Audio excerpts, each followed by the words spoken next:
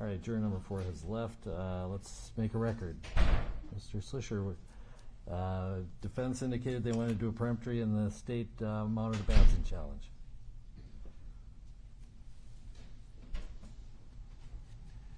Thank you very much, Your Honor. Yes, for the record, the defense has made its peremptory challenge now, and it's the second person of color in the jury pool. And the state has raised a Batson challenge.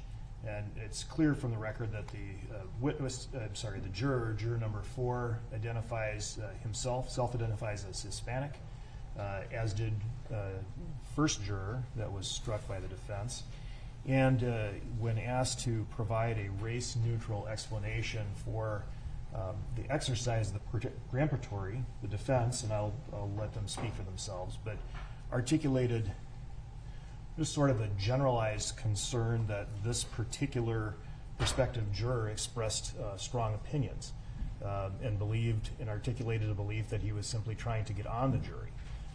But there's really no objective evidence of that. There's nothing in what the prospective juror said that would support a conclusion that he held strong beliefs. I believe that the juror said exactly the opposite, and that whatever beliefs or opinions he may have had, he was unequivocally willing to set those opinions aside and judge the case based solely on the evidence, or in his words, on the black and white. And further, expressing the opinion that he would have no problem setting those beliefs aside and deciding the case based on the facts and the evidence and the law.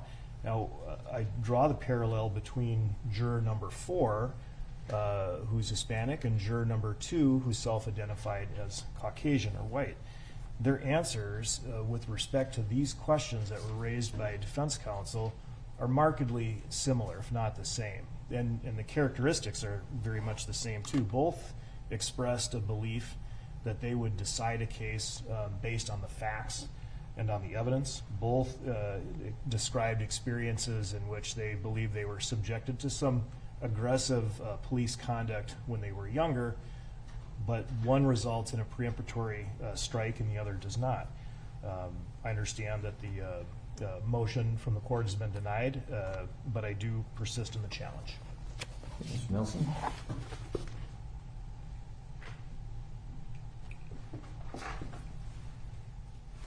Thank you, Your Honor. Your Honor, first and foremost, the law requires me to state a race-neutral reason for striking this particular juror. I disagree that the juror did not articulate strongly held opinions. He specifically referenced in his questionnaire illegality of certain moves, certain tactics. He stated that he had formed the opinion that these officers had taken the law into their own hands, and that he had formed opinions about what had happened. Yes, this juror indicated that he was willing to re-examine those opinions, but only upon essentially providing him evidence and proof contrary to his opinions, is the way I understood him to say that. I think the difference between this particular juror and the prior juror is that the prior juror had not watched the video. He had limited his intentional exposure. He came at it from a very analytical perspective in terms of science and things of that nature. He had no preconceived opinions whatsoever. That's a significant difference between these jurors.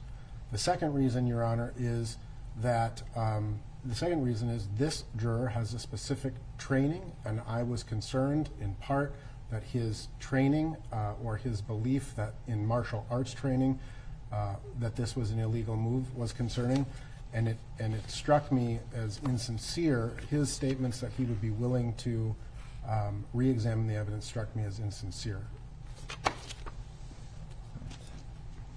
As far as the Batson factors, the fact that these are 2 Hispanic jurors who were struck, I think, establishes at least a prima facie case to go forward. But at the same time, the defense has provided a race-neutral reason for its strike. I disagree with the state. These 2 jurors, number 4 and number 2, are not the same in how they approached. I think Mr. Nelson established how juror number 2 was much more scientific, more not involved in the case. I'll be honest, at one point in his in the voir dire, I realized the defense would probably strike him.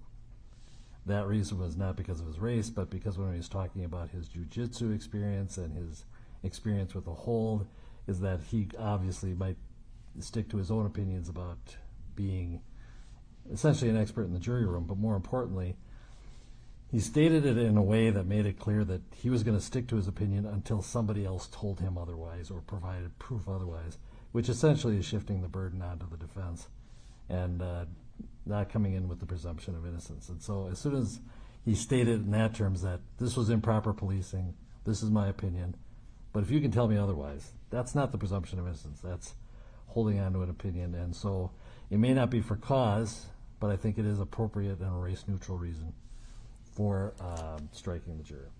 So anything further to add to the record from the state or from the defense?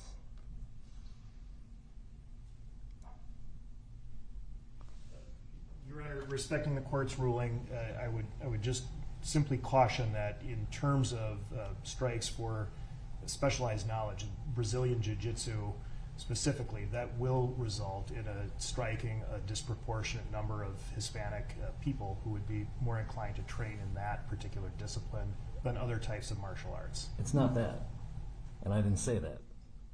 It's not specifically that he has jiu-jitsu training. It's whether or not he would be the expert and whether he has an opinion that he is not willing to put aside. What I heard him say is he has the opinion, he's going to carry it into the courtroom, and you have to essentially convince him otherwise. That's not the presumption of innocence. That's not putting aside your opinion in your training. If he had come in and said, yeah, I know this is one thing, but I'm willing to listen to what the evidence is and decide on the evidence, not on what my personal opinion is. I think it's a fine distinction, but an important one. So accordingly, I'm not sure that's even true, but I'll accept your word that such training would impact people of Hispanic background. So that's a new fact for me. Thank you, Your Honor. All I right. understand the court's ruling.